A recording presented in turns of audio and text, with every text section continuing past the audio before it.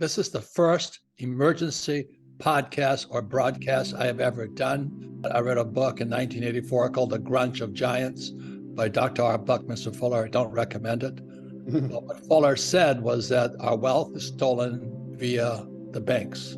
So I'll give you a little bit of history. In 1971, there was a guy named D.B. Cooper, and he supposedly jumped out of the back of a 727 in 1971.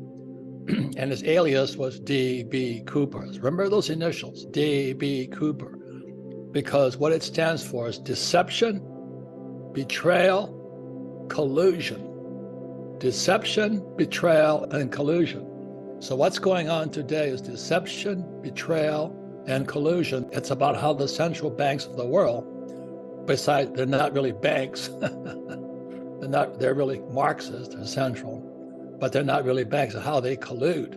And they collude with big companies like BlackRock. Deception, betrayal, collusion. Treasury Secretary Janet Yellen, this is collusion. She was also head of the Fed, and now she's head of the Treasury. Any collusion there? And so our economy is crashing at high speed. We're being set up right now, one of the biggest changes in world history. The way the dollar is set up, the dollar always loses money. It's called Triffin's dilemma. If you're the reserve currency of the world, the dollar always loses value because debt always goes up. So the Fed has to keep printing, the Treasury has to keep printing. And that's why if you read Rich Dad, Poor Dad, which came out 25 years ago, it said the rich don't work for money, rich don't save money, because the dollar is fake. The US dollar is fake. All currencies are fake. So people talk about, well, this, the euro's getting stronger. To me, it's all bullshit. I want resources. I want gold, silver, oil. That's what, and today, Bitcoin.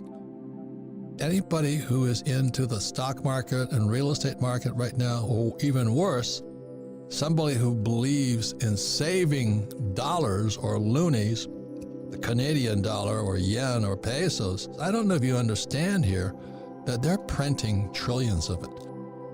If they're going to print money and they're giving it to me now at under 2%, so I refinance those 5 houses, I think I'm going to pull out $1 million.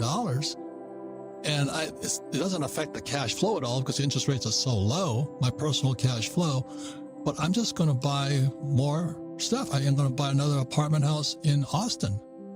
You know why? Because every time they print money, every time the Fed and the Treasury print money, they screw the working class. Lower interest rates causes inflation, which makes it impossible for young people and poor people and working class people to afford their first house. So naturally, they're going to move into my apartment house. This is called macroeconomics, but there's a debt to GDP ratio. So if we borrowed money at 90% debt to GDP ratio, then the GDP grew by 1.1%. So it was a healthy economy.